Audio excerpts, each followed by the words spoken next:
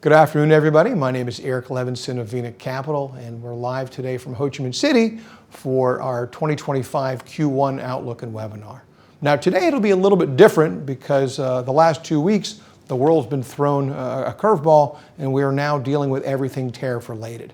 And so unlike our normal webinars where we have Michael Kokolari do an update in the economy, Lin Vu an update in the market, we'll still do that, but rather than spend the bulk of the time on Q1, we're really going to spend a lot of the time talking about the implication of potential tariffs, looking at scenario analysis, looking at implications for the market, for the economy, and really everything that Vietnam is doing to make sure that Vietnam continues to be a great place to invest, and certainly how Vena Capital is positioning portfolios going forward.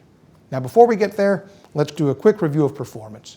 So one thing that's a little bit disappointing, really for the first time in roughly 4 or 5 years, you'll notice that our funds are underperforming the index. This is true for VOF, our London listed closed-end fund, for VVF, our Luxembourg domiciled UCITS fund, as well as VAF, which is our Cayman vehicle. So Alex Hambley, our CIO, will join our Q&A panel. He'll be there to discuss some fund-specific comments. And so the underperformance, which is in the short term for the first quarter, if you look at our longer-term track records, 3, 5, inception, you'll see that our long-term alpha is still in place. So for our local funds, it's really the same story, where VEOF, VSAF, VMEF, VIBF, which is our balanced fund, similar, again, short-term underperformance, but if you look at the longer-term track records, 3-year, 5-year inception, significant and meaningful outperformance versus the index. Now, over the time, we've shown that we've been able to outperform in down markets and up markets, and we are very confident that when the market returns to kind of fundamentals instead of focusing on macro events, that our investment process will be proven once again. Now, before we bring Mike to the stage, there's a few questions I wanted to kind of introduce that we've been discussing internally, that we've also been discussing with clients that are kind of framing our discussion for the webinar today. First one, very important. Has the tariff situation changed the long-term growth story of Vietnam? We would say no. Number 2, has Vietnam lost its competitive advantage vis-a-vis other countries? Now, our belief is no, and will be, obviously the information will be a lot more clear in 90 days.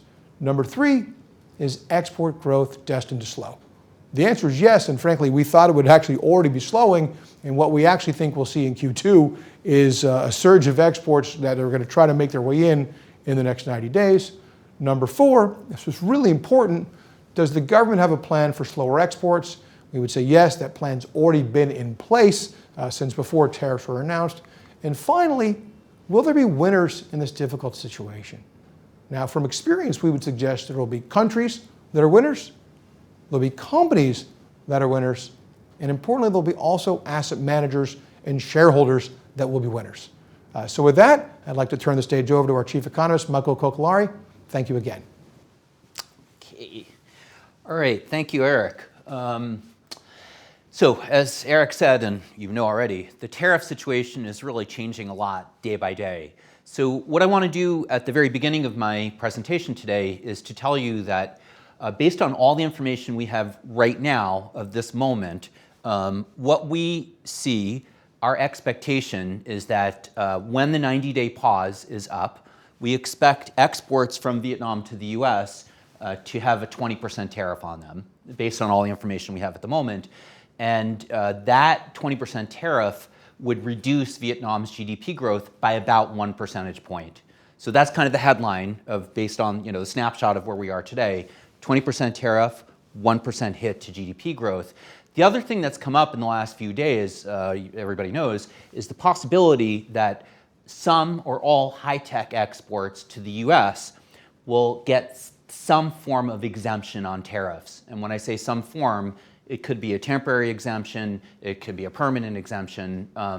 Based on everything that sort of transpired last week, I personally believe that there will be a permanent exemption on Vietnam's tariffs, on Vietnam's exports of high-tech products to the U.S. And as a reminder, the proportion of the stuff that Vietnam exports to the U.S., out of all of our exports, about nearly 40% of those are high-tech products. And so what I've done here is I put up on the screen two different scenarios. The first one is that all of Vietnam's exports are subject to a 20% tariff, and the other is that all of Vietnam's high-tech exports don't have a tariff on them. And so, we could probably going to end up in some zone in between this region here, okay? But this is kind of the main sort of scenario, the most likely scenario that we're expecting, something in this sort of range here. That hit to our GDP growth from 20% tariff means that this year's growth, 2025, what we've done is we've revised down on the expectation that we'll have, again, a 20% tariff on our exports after the pause period is done. And what I've done on this chart is to kind of filter through what the implications of that to other parts of the drivers of the economy, and also reflecting the results that we have that are in already for Q1. And I'll talk about the Q1 stuff later in my presentation. So this is kind of the breakdown of what we expect to happen now this year as a result of everything that I just showed you on the first slide there. Let me just spend a tiny bit more time on this slide. What I want to do next is to explain a little bit how we came up with these different scenarios that we see, worst case, likely, and best case, and also just spend a little bit more time on how we arrived at the translation between the tariff and the expected impact on the GDP growth. And at this point, let me just say up front that those of you that have been following my work or read my reports will know that I really had a very strong belief that Trump would not target Vietnam because it's against his own economic interest, it's against his own political interest, et cetera.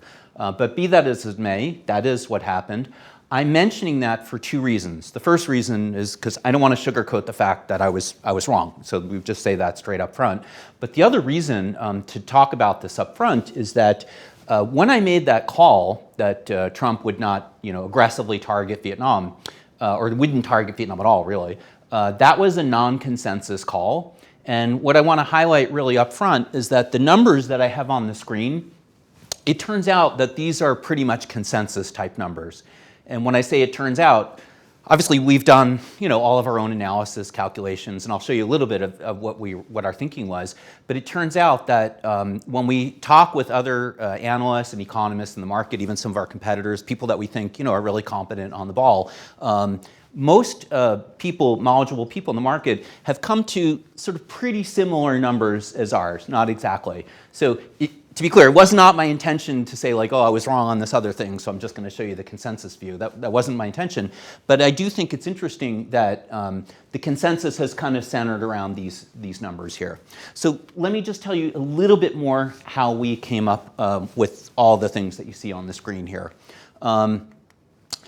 Our worst case scenario for tariffs on Vietnam's exports, this is based on the fact that we follow very closely the retailing industry in the US. Walmart, Target, Kohl's, these kind of firms. And the fact that we follow that really closely has really helped us the last couple of years to make pretty accurate predictions on what was going on with Vietnam's GDP growth because of the ebb and flow of retailers restocking their inventory, destocking their inventory, and that's been kind of the main factor that's been pushing Vietnam's GDP growth up and down every year the last couple of years. And so the fact that we follow this very carefully has brought another thing to light to our attention, which is that at a tariff rate of around 35% on tariffs of Vietnam's products to the U.S., when you combine that with what's going on in China, at tariff rates of around 35% and certainly more than 35%, there will be bankruptcies in the U.S. of serious retail chains. When I say serious retail chains, I'm talking about store chains, formats that have over 1,000, 2,000 units. Okay, so my belief that Trump wouldn't target Vietnam was based on it's against his own political interest, as I just mentioned. I do think that if there was a situation where major store chains were going bankrupt and they were saying, this is because of the tariffs, this would create enormous political problems for the Trump administration. And the people in the White House know that, and so I don't think they're going to let that happen. So that's where our upper number comes from. The 20% number I just mentioned, this is an educated guess. But many people that we follow each other, they follow us, we follow them, have come to this similar 20 to 25 type range. I will tell you one thing in coming up with this 20% educated guess. One thing that informed our thinking is that the day before the Liberation Day tariffs, the USTR, U.S. Trade Representative, published a 400-page report on trade practices throughout the world. We actually stayed up like really late the night before trying to get a clue about what would likely happen here in Vietnam. And according to the USTR's own write-up about Vietnam, they're essentially saying that Vietnam is charging around a 15% tariff on imports from the US to here. So that was another thing that sort of went into our thinking, that 20% is probably where we'll end up. This USTR report, you can find it here. You can easily find it on the government website or something like that. This is just a little bit about the calculation that I went through to get these numbers here on the first slide. It looks a little bit complicated, and I could go through the details in the Q&A if anyone's interested. But the long story short, basically what we did here is we looked at, it's kind of common sense. Higher tariffs means lower exports to the US. And when exports to the US are lower, there's been a good amount of research on how much lower exports to the US hits Vietnam's GDP. The OECD, the government here, the GSO, has also done some research on that. We had come up with our own number, and it turns out our number was sort of pretty similar to what the OECD, but we're using the OECD number for that. So I think we're on pretty good basis with this calculation. And again, I could go into more details in the Q&A if anyone's interested. Why we think that Trump paused, that we're in this 90-day pause. On Friday, you may know this already, on Friday we had the first piece of economic data that really includes what's going on with the tariffs. And long story short, consumer sentiment in the US has plunged down to sort of COVID-type levels. And the reason that it's plunged is because the inflation expectations in the US have gone up to like a 44-year high. And inflation is the #1 topic that voters care about. This is a really good survey, a recent survey where they asked voters in the US, what are the top three things that you care about? And you can see that inflation is by far the thing that people care the most about. So I think some of this, you probably would have seen some of that in the newspaper yourselves. What you might not have seen, and it's actually quite relevant for Vietnam, is there's another kind of potential legal angle to why a 90-day pause. The honest truth about what Trump has done in imposing these tariffs is he's using these kind of emergency powers. And, there is no emergency in the US right now. We're not at war, there's no COVID, anything like that. I personally believe that if the tariffs had come out at sort of the 10 to 20% type level, in line with consensus, I think that the fact that he used these emergency powers that have kind of questionable legal, basis, probably that would have been more or less ignored, I would say. Maybe ignored is too strong of a word, but it wouldn't have been like a source of really strong contention. But because the tariff level was so high, what you can see from this recent newspaper headline is even within the Republican Party, they're mounting legal challenges to say, hey, there's no emergency, you can't impose tariffs like that. So the theory here, and I will tell you, I just coincidentally happen to know some of the people that are sort of in and around, not the key decision makers or anything like that, but some people who are sort of in and around these discussions. And I believe, hearing this secondhand, that part of the theory of what this pause is about is if someone were to go to the court today and say, hey, I want to make a legal challenge, there's no emergency, there's no basis for emergency tariffs, what the court would be obligated to say today, right now, they would be obligated to say, well, actually, you need to come back in 90 days' time because there are no actual tariffs yet. So this 90-day window gives the Trump administration a chance to go around to countries like Japan, like Vietnam, like Korea, and negotiate deals with them. And I think that's what this pause is all about. And I'm just mentioning that because I didn't see that got a lot of play in the newspaper, this idea. What do we think comes next? Well, clearly there's very intense negotiations going on between the US and the Vietnam authorities right now. We think that one of the main things that will come out of that is enhanced preventment of the transshipment of products from China to Vietnam to the US. I think they'll put in some measures to stop that. And there's already been some press about that here in Vietnam. The other thing I would highlight is that and I'll talk about this a little bit later in my presentation, we expect the government to really take some serious steps, both long-term and short-term, to address the whole impact of the tariffs. However, we also think they're going to be very preoccupied with the negotiations in the short term. So we don't think that we'll see really serious government fiscal stimulus of the economy until probably later in the year. And that, by the way, factors into some of the GDP growth forecasts I showed earlier. This slide, I show you a little bit more of the breakdown of the products that Vietnam exports to the US. And that's because, again, this idea that some portion of our products will probably be, certainly will be exempted from tariffs for the short term, and I believe probably exempted for, permanently, basically. And then this chart over here is based on the Trump's original, the thing that he held up in the Rose Garden for what he was calling reciprocal tariffs. I've highlighted that the original intention was to hit Vietnam with the 46% tariff and Thailand with the 36% tariff. The reason I've highlighted that, this is actually quite an important point, which is that according to our calculations, if Vietnam ends up with a tariff rate that's 10 percentage points higher than some of its peers, because of the lower labor cost here, things like electricity, some other input factors, even if the tariff is 10% lower, we'll be kind of on a comparable basis of some of our peers like Thailand. So to be clear, previously we had an enormous economic advantage versus countries like Thailand, and that helps to explain why we had enormous amounts of FDI flow into this country for years and years.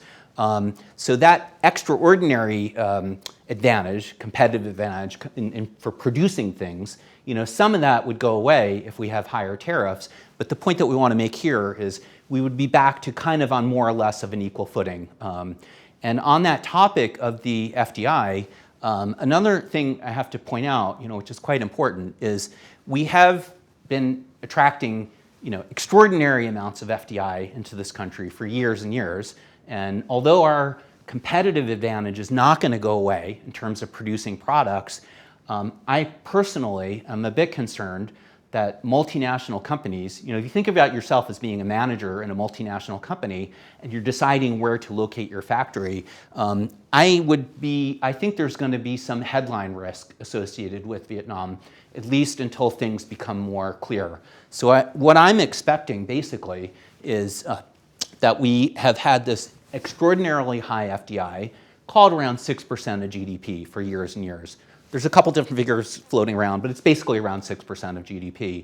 While our peers, like Thailand, I just mentioned, Malaysia, China, these guys have been attracting FDI of around 2 to 3% of GDP. So I think what could happen is that you may see a normalization. We'll still attract FDI here because it's still a good place to produce products in terms of wages, the quality of the workforce, et cetera. But what you could see is that there's a rebalancing of the economy in that the contribution from the domestic sector starts to really pull the engine forward a lot more than it was in the past. FDI has been amazing for Vietnam in terms of helping fund out the industrialization of the country, help to move people from the farm to the factory. That's all great. One of the consequences, though, is that it's also because we had this luxury of so much money coming into the country, there were some inefficiencies in the domestic market, that's in the domestic economy, that's kind of built up over time. And fortuitously, really fortuitously, the government, before any of this tariff stuff, before any of the Trump stuff, the government had already been starting to address this and focus on what they can do to make the government functioning more efficient, to make the real estate market more efficient, and thereby, by extension, help the efficiency of the private sector. Now, some of you that follow Vietnam may know there was a big movement and economic liberalization back in the 80s called the Doi Moi reforms. And so this whole suite of reforms that were, again, already started before any of this Trump stuff started, this stuff would already started to come into the machinery of working on the government consolidation and making things more smooth had already started. We're actually going to publish a report next week that goes through a little bit more of the details of what this is all about. But this Doi Moi 2.0, the hopes were already high that this would boost Vietnam's growth potential. And I think it's completely likely that whatever normalization happens on the FDI inflows will be offset, and probably even more than offset, on the domestic economy. The other thing to mention about this is that when there's more economic activity in Vietnam and more economic value in Vietnam created in the domestic sector, actually from an investor's point of view, including us as being on-the-ground investors, there's going to be more investment opportunities. More of the economic value will be captured here in the country, by stocks that are listed on the stock exchange, for example, or private equity companies. So in a way, it will be rebalancing, but there'll be opportunities that pop up as a result of that. So the other thing that I'm very optimistic about is the future of AI here in Vietnam. There was a very big news event that happened 2 weeks ago, or it would have been a big news event, but it got lost because of all of the Trump and tariff stuff going on. There is a great AI startup here, started by a Stanford guy, PhD, super big brain, all this kind of stuff. And Qualcomm bought this AI startup, which is really the best AI startup here in Vietnam. I coincidentally happened to be with him on the day that the deal closed. I know him quite well. And Qualcomm bought this company for the tech. They bought it for the technology. So when you see, these big tech companies coming to Vietnam and doing some things here, they could be coming here for a variety of reasons. They could be coming here because they want to access the market or access the great labor force here. In this case, it was really a pure technology. They had developed some amazing things here. And Qualcomm, which is one of the best tech companies in the world, they wanted to get the tech that he had developed here. So I think that this is going to open the door for an enormous amount of activity and investment in the AI arena here. And that particular sector of the economy is going to do really, really well going forward. Okay, the last thing I want to cover briefly is just to talk a little bit about the Q1, what we expected, what happened. We were expecting, so from the middle of last year, consumer sentiment had been kind of steadily improving, and we were expecting that was going to keep going. And also from sort of late last year, the manufacturing sector had already started rolling over. This had nothing to do with Trump tariffs. It was, again, just the thing about the restocking, the up and down. And so you can see, so we had a pickup in, a continued pickup in consumption in Q1. Here you can see the beginning of the rollover of the factory. So big drop in backlogs of work. So even before all the Trump tariff stuff, we were headed for a more difficult environment for manufacturing. That having been said, as Eric just sort of alluded to, this quarter, Q2, there's probably going to be a surge in exports to the U.S. So we expected all that. What we didn't expect is a big surge in near doubling of Chinese tourists coming to Vietnam. And so that boosted the economy, that boosted tourist arrivals.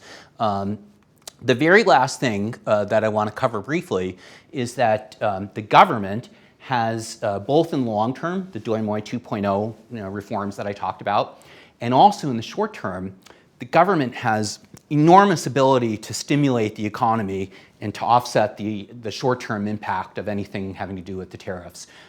They can do things, they can do measures like to support consumption, similar to what China's doing. What we think is more likely, though, is they're going to focus really intensely on the infrastructure construction. And so if they follow through and they have ample financial resources, lots of shovel-ready projects that are either broken ground or need to progress, if they do that, what we're expecting, and there's a big push in the infrastructure spending to offset some of the tariff stuff, that's going to have really big implications for various sectors in the stock market. We would expect to see real estate to do pretty well. We would expect to see construction companies, construction material companies. So that will really have some, significant impacts on different sectors in the stock market. And for that reason, this is like exactly the right moment in the presentation for me to turn it over to my coworker, Lin Vo, who is the head of the research here and can talk more about what all this means for the stock market. So, all right, Lin. Thank you, Mike. Hello, everyone. We are currently in a very fluid situation where we have to consider multiple scenarios regarding Trump tariff policies as the conditions continue to evolve rapidly. Today, the key topics is to discuss how Vietnam's earnings growth prospects might be affected by the impacts of Trump's tariffs. Following that, we will revisit what continued to serve as the catalyst for Vietnam's stock markets to grow from now until the end of the year. And we will also share our views on where we see the potential opportunities are. But before diving into those discussions, let's take a step back and review how the stock markets are performing so far this year. Before Trump's new tariff announcements, Vietnam was outperforming ASEAN countries, gaining nearly 3% in US dollar terms by the end of the first quarter. On the global front, most stock markets struggled, except for Hong Kong and Korea, which benefited from strong performance in the tech and AI-related stocks. Vietnam's outperformance was well supported, driven by its strong earnings growth outlook at the end of the first quarter and relatively attractive valuations compared to ASEAN countries. But when Trump's announcement happens, Trump tariffs is at 46%. This is nearly the top range of the tariff for the countries in the world. So Vietnam's stock index is illustrated in the red line in the charts. And after the announcement, the VN index fell significantly by 18% right after, similar to the global stock markets. However, it quickly rebounded back again after the news broke about the 90 days delays by Trump's. This shows that Vietnam is still a retail-driven market and it is very sensitive to news and by the nature of overreacting. This is the performance of the stock market. Then how the sectors look like. The sector's performance by the end of the first quarters prior to the tariff announcements see a fairly balance between the sector gainers and losers.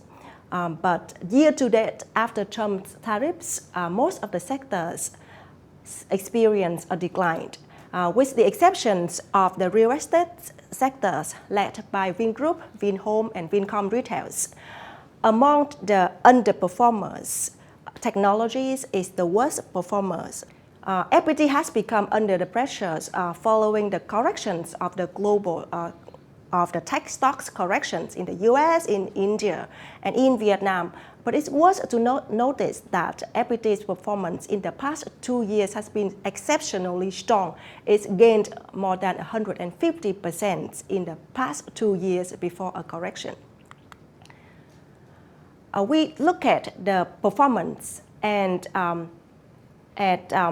how the valuations look like at the current level. We think at every crisis, there are always opportunities. Looking back at the stock performance of the VN index in, let's say, nearly 20 years, in terms of valuation, PE forward, here is things we observe. After every sharp corrections is a strong rebound. And every time it reaches a certain attractive valuation level, let's say it's one standard deviation below average and second standard deviation below average, the markets bounce back stronger. Let's take a look at the two recent global scale events. The first one is in 2018 when Trump put the first trade war, and the second one was in 2020 when we faced COVID. The key difference here is the valuation level. In the first one, the markets crashed because of multiple reasons. First one is Trump's policies and then Fed rate high cycle, and also at the high valuations at that point was at 20 times forward PE. And foreign sell-off was following that. In 2020 COVID time, the valuation is only at 10 times. which is very similar to the current level right now. How the stock markets performed after the crisis. This is chart showing the level of gain 3 months after the first trade war and COVID-19 shocks. In the first event of the trade war, the stock rebounded 12%, and in the second event, COVID, the stock market at lower valuation rebound 30%. The fact that Trump's tariffs announcement for 90 days and at that day all of the stocks hit the daily up limit all at once is also again showing that Vietnam is a market that's highly sensitive to news and sentiment can drive the market swings greatly. We look at the markets. Now let's look at the impacts of Trump tariff on the listed companies in Vietnam. The stock markets in Vietnam includes only a few sectors and a few companies within those sectors that are directly hit by Trump tariffs. The concern here is broadly usually hit on the FDI companies, but those FDI companies are not listed in Vietnam Stock Exchange. Those are listed, which are the textiles companies, only account for 0.1% of index weights, fishery 0.3%, wood 0.2%, and tire 0.2%. Those are less than 1% of the index in terms of the weight market cap. And in terms of the revenues exposure to the US, those companies got about 30 to 40% revenues exposed to the US markets. The rest is somewhere else out of the US. Let's go to the profit level. Overall, I think less than 5% of their earnings is really contribute to the listed stocks market earnings. So it's quite small in a sense, but to confirm whether it's 5% or not, it's important to look at the tariff in relation to other countries to see whether Vietnam is actually losing competitive advantage or not.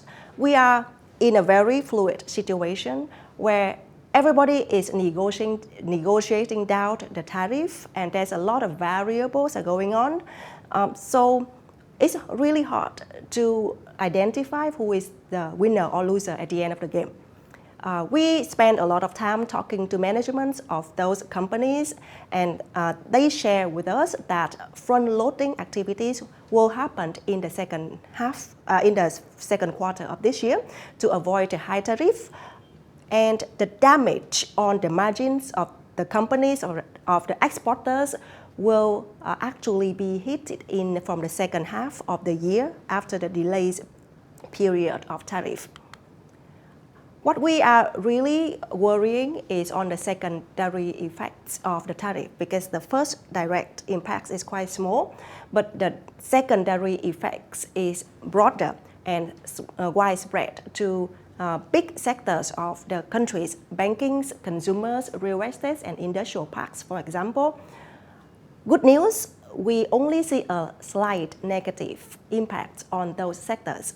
For example, a decline in FDIs and export activities that will lead to lower income for the companies and lower income for individuals would likely to impact credits, margins, and trade finance of the banks. But the overall exposure to FDIs and export companies are pretty small.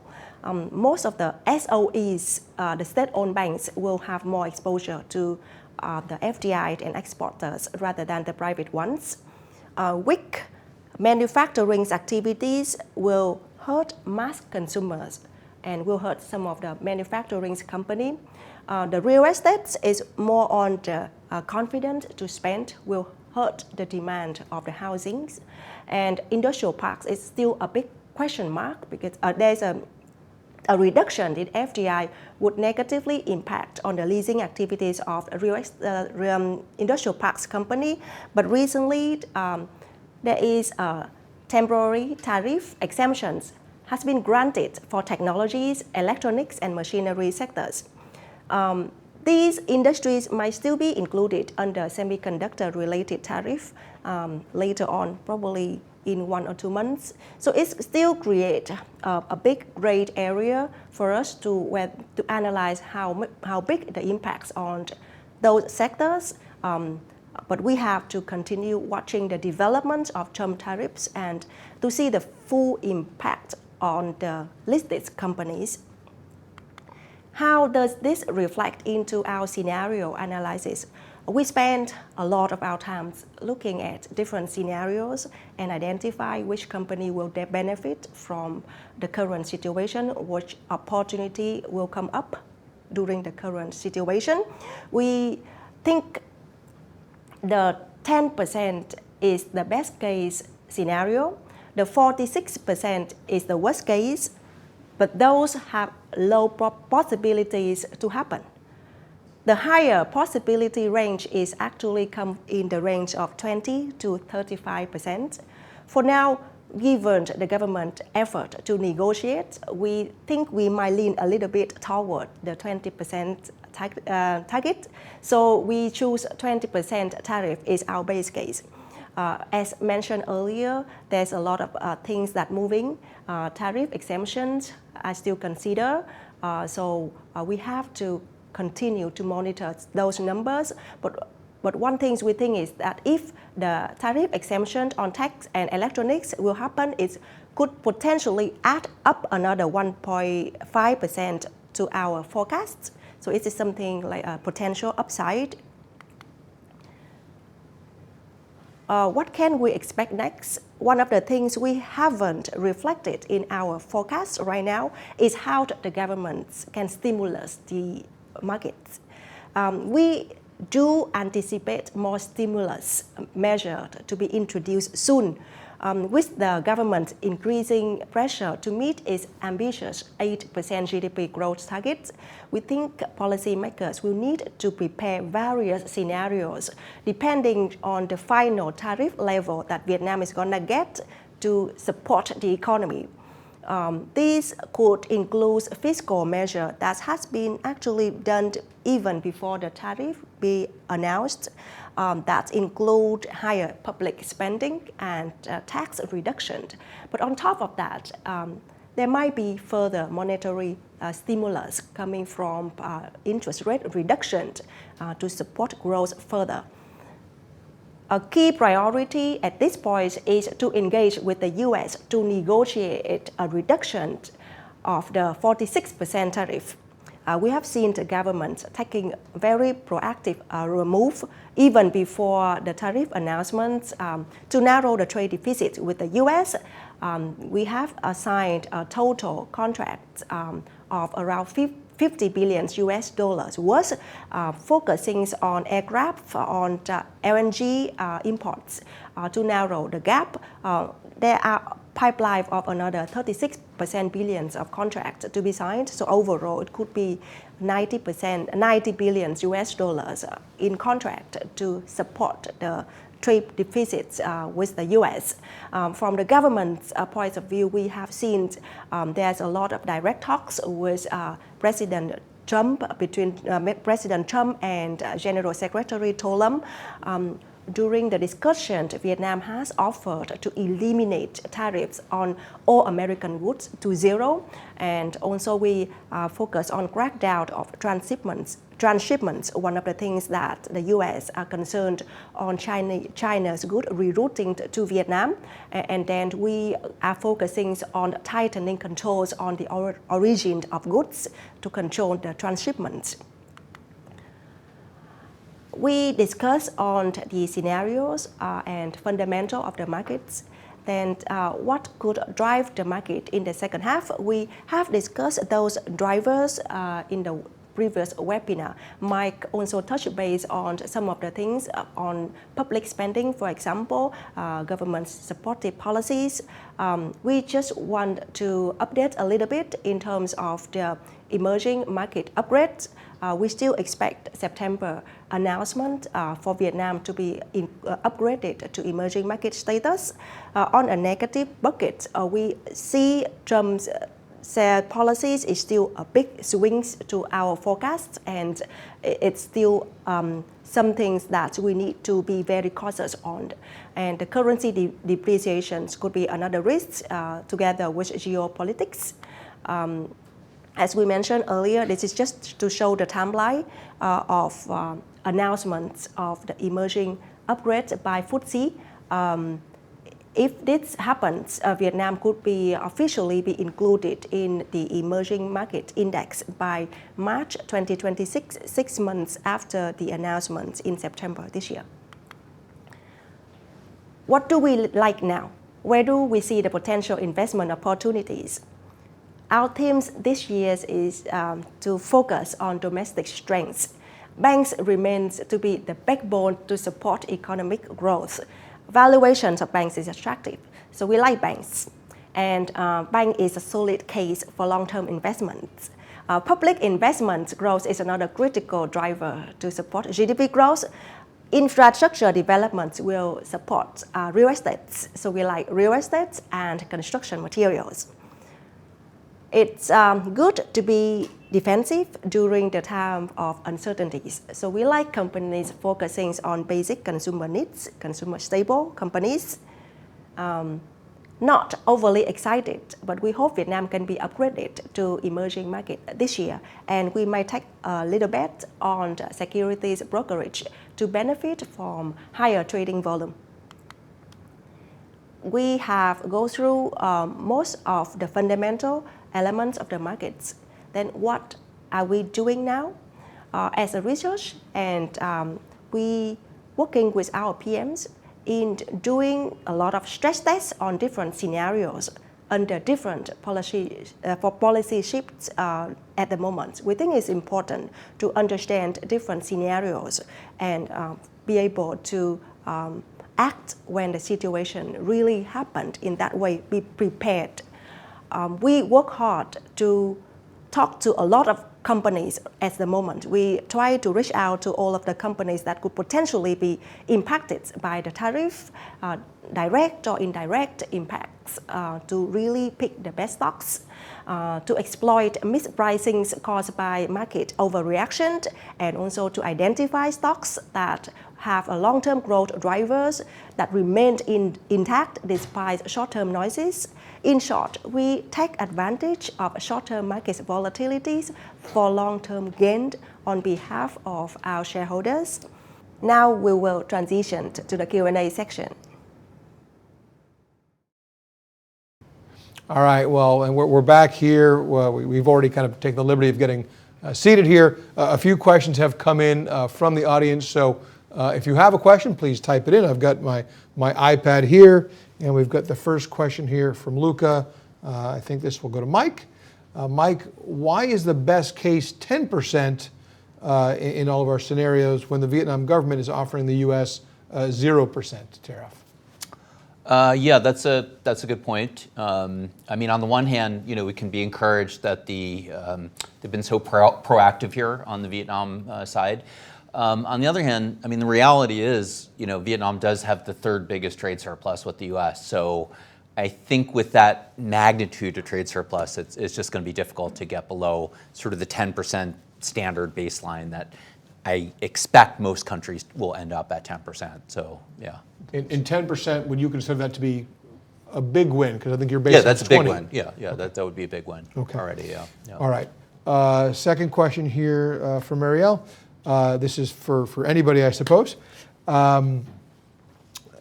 Do we have any insight into the expected outcome of the visit from President Xi to Vietnam this week?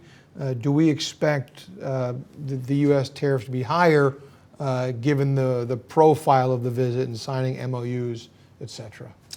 Well, I think one thing we can say is in a way, it's kind of good. The timing was could be either fortunate or unfortunate. I mean, unfortunate in the sense that it's right in the storm. But on the other hand, if there's going to be this 90-day negotiation period, maybe it's better to have this gotten out of the way quickly so that by the time the actual numbers are being hammered out, this will be sort of forgotten, you know. But the timing, by the way, was already scheduled, you know, before, I think, well before all of this. Sorry, did you want to? No, I agree with you. I think having this happen now was much better. You know, there's a long way to go in terms of the negotiation, and putting this behind us is really very important. And if I could dip into Trump's attention span, probably forgot about this by 90 days later. And there was another question that came in about Trump saying negative things about the meeting yesterday. So same thing. I think he will have forgotten about this. By next week, he'll be on to whatever late night comedian makes a joke about him. Question here for Lynn from Pierre. Mispricing of stocks due to market overreaction. Do you have some examples of such stocks in the portfolios that are currently or incorrectly mispriced? We do, and we have a long list indeed. We have shared the list to our PM, and we discuss intensively on this list. Of course, it will depend on the situation, how it's going to evolve. For now, we keep a long watch list. To share it out right now, we keep it internal, more than for internal, for the PMs to take the actions at any point. Can you give just a couple of examples? I'm going to put you on the spot here.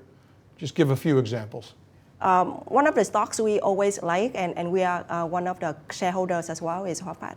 Yeah, so Huafat, which is the steel company. I think it's important, and I think I'll just take it as the 3 or 4 days when the market was down 18%, the entire market sold off. It wasn't exporters that sold off. It wasn't specific banks that sold off or even tech companies that sold off. Everything got sold off, things that were completely 100% domestic consumption. So think of it as companies that are maybe secondary or even tertiary to the entire tariff discussion are looking more attractive. Fundamentally, it does not hit by the tariff level of the US right now, and it's also benefit from the real estate markets, because we expect real estate markets to be able to be a key anchor to support economic growth going forward, as well as they have the capacity expansion. And right now for China dumping, Huafat is also having anti-dumping tax on China. So at that part, in terms of earnings growth, is quite, visibility of earnings is quite certain compared to the rest of the market when everything is moving at the moment. True. I think for me, the most obvious one is FPT. I mean, also not subject to tariffs. And, you know, I had that little bit about the AI stuff. FPT is actually going to be a huge beneficiary of this because the productivity of their engineers is going to just go up like crazy. So for me, I think that's the most obvious one. That is a good long-term story, always.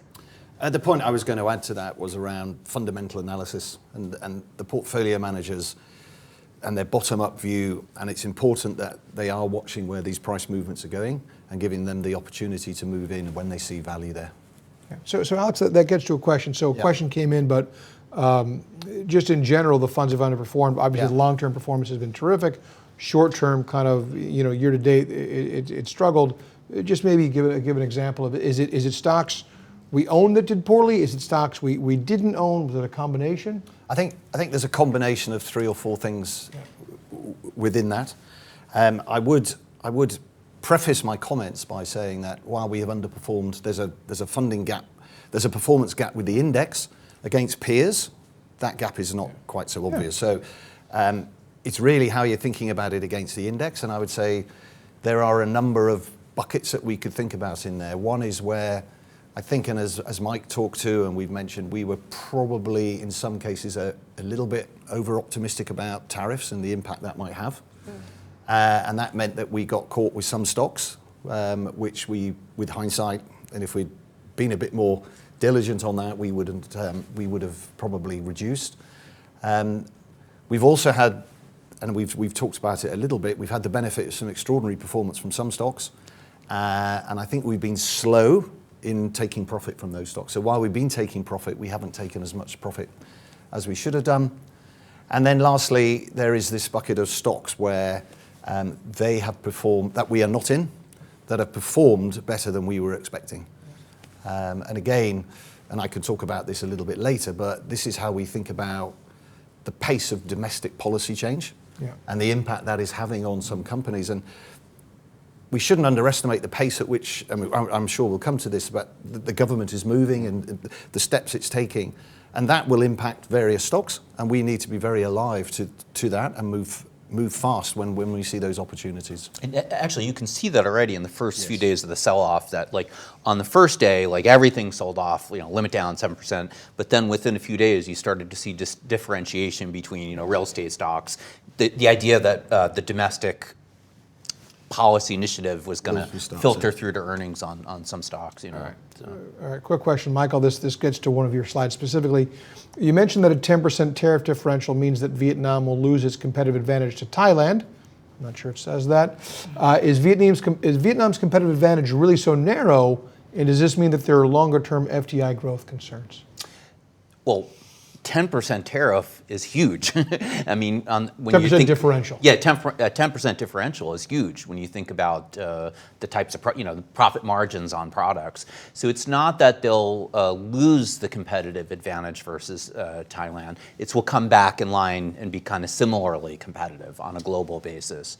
Okay, it was 10% because I remember the wages are a lot less here. So is 10%? Is there a number that gets them to be equal? You got to factor in, what proportion of the company's cost are wages, what proportion is electricity, et cetera, et cetera. Supply chain.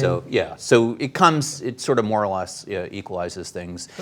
There are practical issues that we need to take into account here. Yeah. I mean, we're spending a lot of time thinking about if people aren't going to invest in it, where are they going to go? Yeah. And the Vietnam proposition is still compelling. I mean, we talk a lot about the labour force, but the level of education here and the speed at which, that isn't easily replicable in other countries. For sure. There'll still be lots of FDI that comes into the country.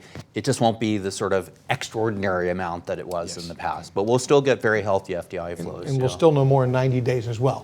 So I think the hard part about today, and we're doing everything we can, but the reality is, in 2 weeks, in 2 months, in 3 months, perhaps, we'll be doing another one of these anyway, but the data set might be different given what the tariff situation would look like. Yeah. On top of that, I probably add a little bit because compared to Thailand and other countries, the differential might be small or narrow a little bit, but compared to China, right now, everything's in China is like very high level. Nothing can be produced in China and sold to the US. So some from that we think might have to move out from China and go back to the answer, is have to go somewhere else. Yeah.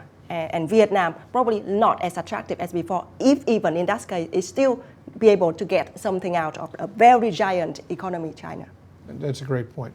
All right, a question just came in here. We talk about the government's likely to increase infrastructure spending. Are there any specific sectors, and is this, you see here, any specific sectors? Yeah, I'll just leave it there. Yeah, transport and electricity is the most obvious. Transport like roads or transport of electricity?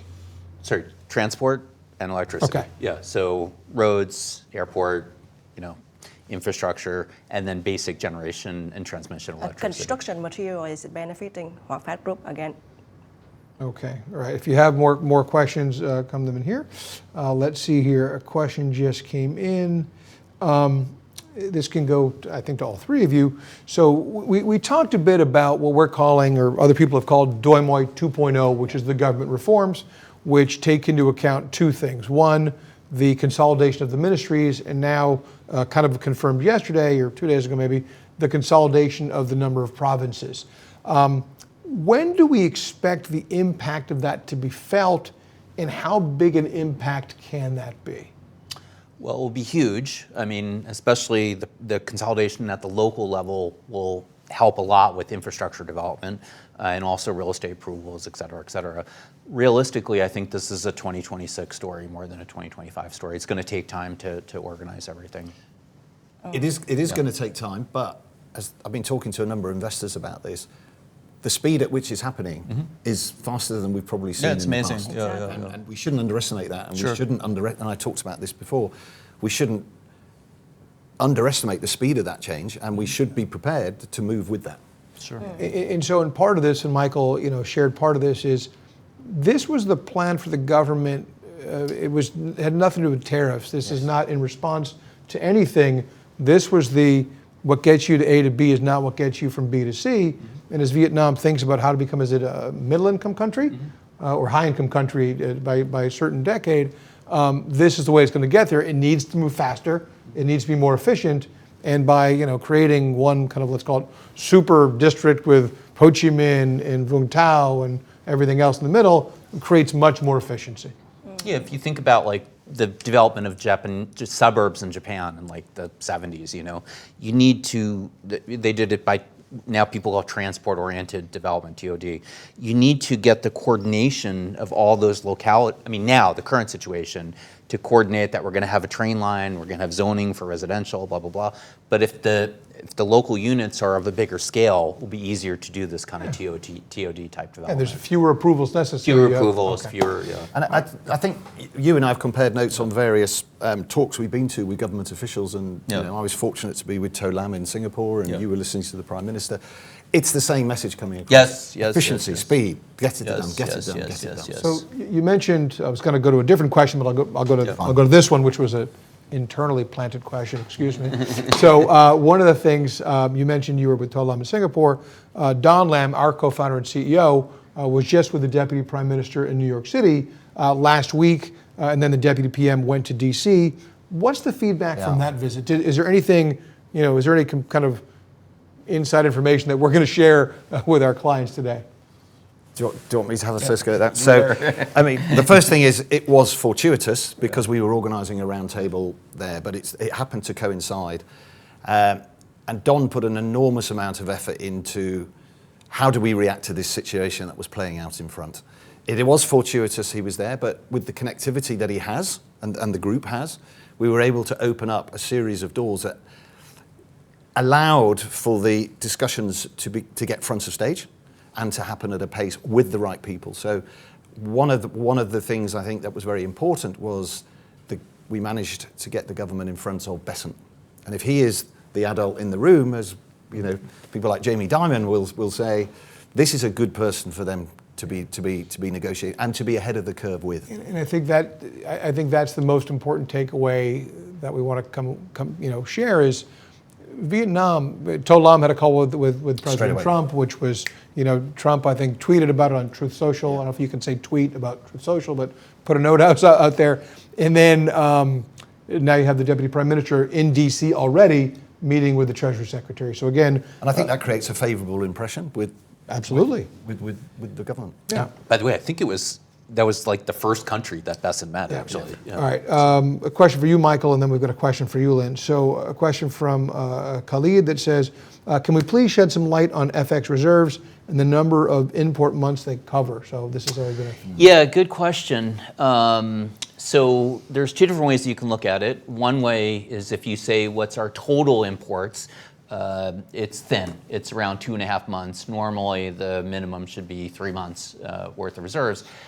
But if you consider sort of what's the original thinking or sort of spirit of the idea of FX reserves is that your population is able to buy stuff that they need. So a big proportion of our imports, 3/4 is basically production inputs for FDI factories. If you strip that out, then we're back to the sort of 5-6 months worth of with the reserves, which is sort of the recommended. So if exports were to slow, we'd import less anyway. Yeah, that's right. Okay. Yeah. But we would. So given that you think exports will surge because of this 90-day pause, in the next, yeah. Well, is that a cause for concern or not really?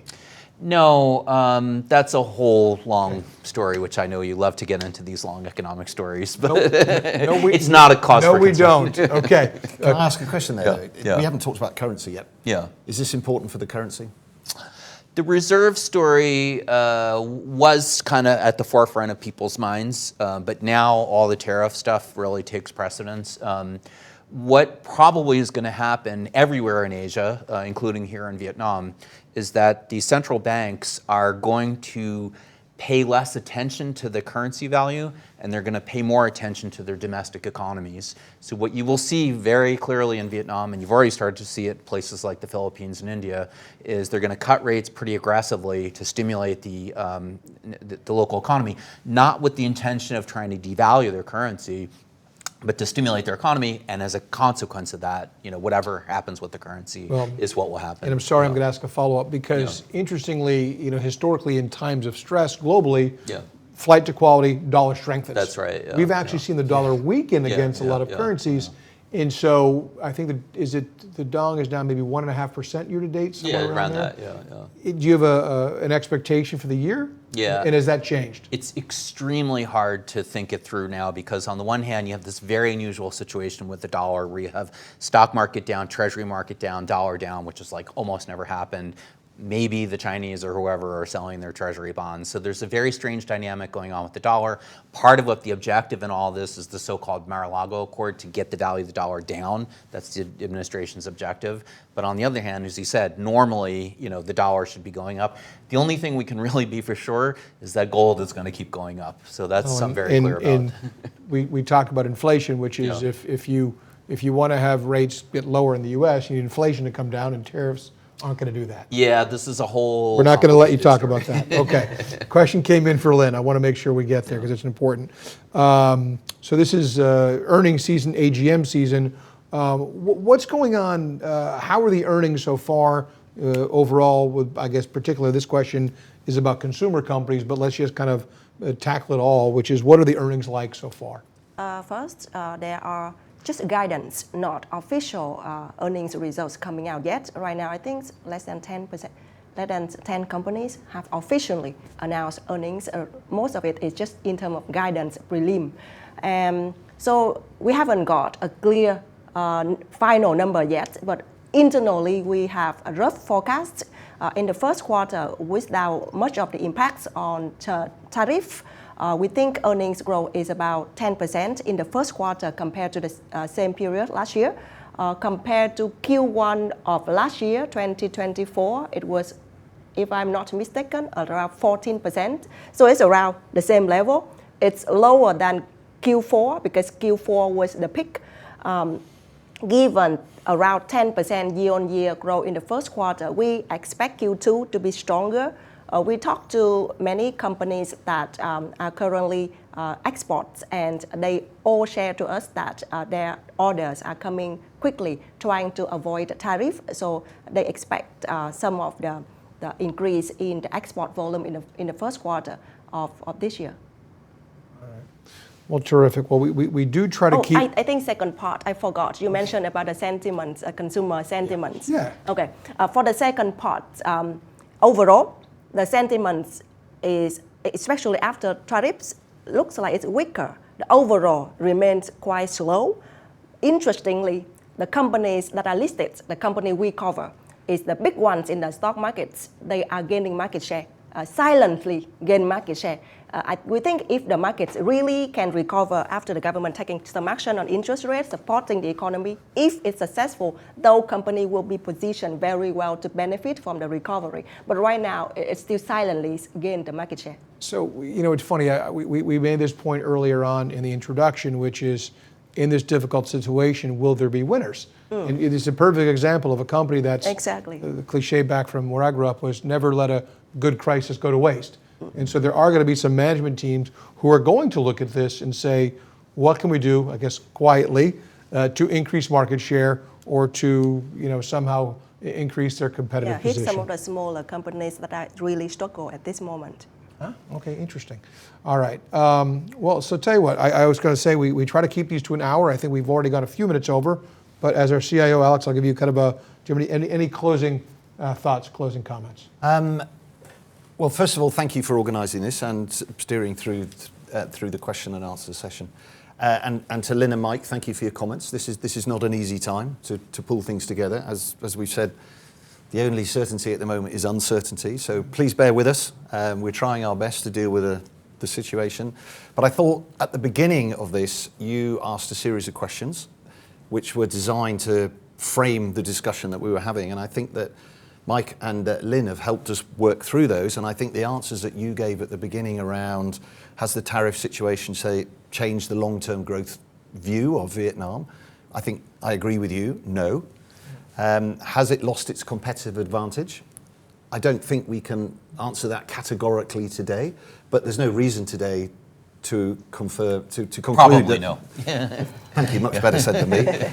Is export growth destined to slow? I think we've talked about that. It will increase slightly and then it will come off a little bit. But that was always planned. And then I think your next question was around, does the government have a plan?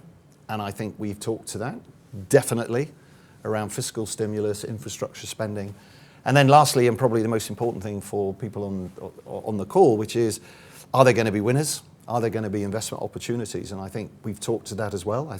We feel confident. And are we prepared? Question 6. And are we prepared? Yes. And I think, then we go to Vina Capital, the business, 20 years of history. It has seen these situations before.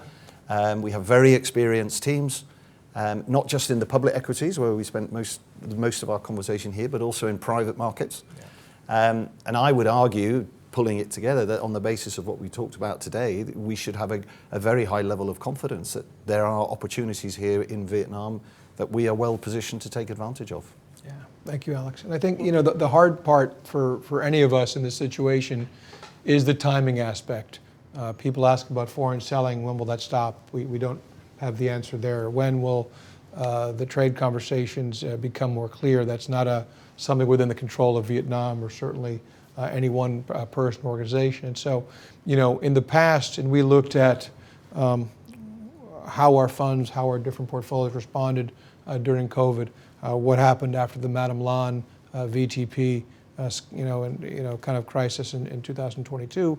And so each of those time periods, when the market went down, the market recovered and our funds recovered meaningfully more. So I think we have shown the ability in times of crisis to restructure the portfolios when appropriate and actually make sure that we deliver the kind of returns we're capable of delivering on behalf of our shareholders. So with that, I want to thank my colleagues for joining us on the call. If a question didn't get answered, or if a question comes up that you didn't ask but want to ask later on, please reach out to us at Vina Capital. Thank you so much for joining us today. We look forward to doing this again in the middle of July, kind of a Q2 review. Hopefully there will be some more clarity then, and if certainly anything changes between now and then, we'll be sharing insights from Michael and the team during Q2. Thank you very much.